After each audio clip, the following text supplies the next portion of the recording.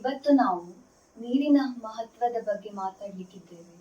ಅಂದ್ರೆ ಎಷ್ಟು ನೀರನ್ನು ಕುಡಿಯಬೇಕು, ಎಷ್ಟು ಪ್ರಮಾಣದಲ್ಲಿ ಕುಡಿಯಬೇಕು, ಇದರ ಬಗ್ಗೆ ಹಲವಾರು ಪ್ರಶ್ನೆಗಳು. ತುಂಬಾ ಪೇಷಂಟ್ಸ್ ನಮ್ಮ ಹತ್ರ ಯಾರು ಬರ್ತಾರೆ ಅವ್ರ ಹತ್ರ ಕ್ವಶನ್ಗಳು ಇರ್ತದೆ.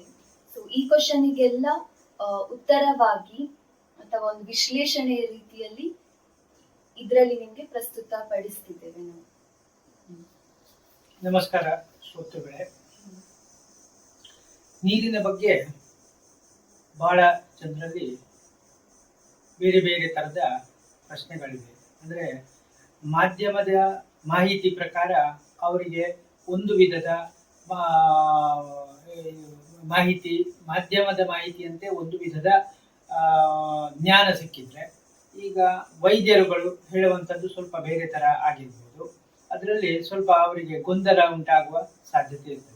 ಅದರಿಂದ ಇದಕ್ಕೆ ಪರಿಹಾರ ಸ್ವರೂಪ ಈಗ ನೀರು ಶರೀರದ ಒಂದು ಮುಖ್ಯ ಅಂಶ. ಇದು ನಮಗೆ ನೀರು ಕುಡಿಯುವುದರ ಮೂಲಕ ಇದನ್ನು ನಾವು ನಿರ್ವಹಣೆ ಅಂದರೆ ಮೇಂಟೈನ್ ಮಾಡಲಿಕ್ಕೆ ಆಗ್ತದೆ. ಅದರಿಂದ ಎಷ್ಟು ಕುಡಿಬೇಕು ಎನ್ನುವ ಪ್ರಶ್ನೆ ಬರ್ತದೆ. ಈಗ ನಾವು ಹಸಿವಾಗುವಾಗ ಎಷ್ಟು ತಿನ್ನಬೇಕು ಅಂತ ಕೇಳಿ ತಿನ್ನುವುದಿಲ್ಲ.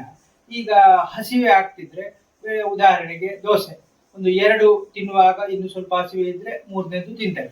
ಈಗ ಹಸಿವೆ ನಮಗೆ ತೃಪ್ತಿ ಆದ್ಮೇಲೆ ನಾವು ತಿನ್ನುವುದಿಲ್ಲ. ಅದರಿಂದ ಅದೇ ತರ ನೀರಿಗೂ ಹಾಗೆ ನಾವು ಇನ್ನೊಬ್ರು ಹೇಳಿದ್ರಂತ ಒಮ್ಮೆಗ್ಲೆ ಲೀಟ್ರು 2 ಲೀಟ್ರು ಹೀಗೆ ಒಮ್ಮೆಗ್ಲೆ ಕುಡಿಯೋದು ಅದರಲ್ಲಿ ಅರ್ಥ ಇಲ್ಲ.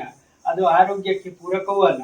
ಅದರಿಂದ ಬದಲಾಗಿ ಅದು ಆರೋಗ್ಯಕ್ಕೆ ತೊಂದರೆಯನ್ನೇ ಕೊಡ್ತದೆ. ಯಾಕಂದ್ರೆ ಆಯುರ್ವೇದ ಶಾಸ್ತ್ರದಲ್ಲಿ ಹೇಳಿದ್ದಾರೆ, ಅತಿಯಾದ ನೀರು ಸೇವನೆ ಅಜೀರ್ಣಕ್ಕೆ ಕಾರಣ, ಅತ್ಯಂಬುಪಾನಾತ್ ಅಂತ ಹೇಳಿ ಅಜೀರ್ಣ ಕಾರಕ ಅಂತ ಹೇಳಿದ್ದಾರೆ.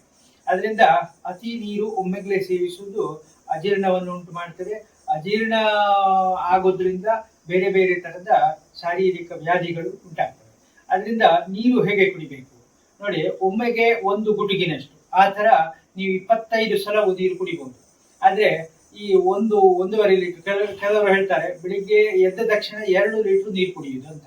ಇದರಿಂದ ಖಂಡಿತ ಈಗ ಇವತ್ತಿಂದ ನಾಳೆಗೆ ಅಥವಾ ಒಂದು ತಾತ್ಕಾಲಿಕವಾಗಿ ಗೊತ್ತಾಗದಿದ್ರು 6 ತಿಂಗಳು, 8 ತಿಂಗಳು, 1 ವರ್ಷ, 2 ವರ್ಷ ಹೋಗುವಾಗ ಅವನಿಗೆ ಬೇರೆ ತರ ಸಮಸ್ಯೆ ಬರ್ತದೆ. ಅಂದ್ರೆ ಇದರಿಂದ ಅಜೀರ್ಣ ಉಂಟಾಗ್ತದೆ. ಆ ತರ ಕುಡಿಯುವುದು ಅಷ್ಟು ಸಮಂಜಸ ಅಲ್ಲ.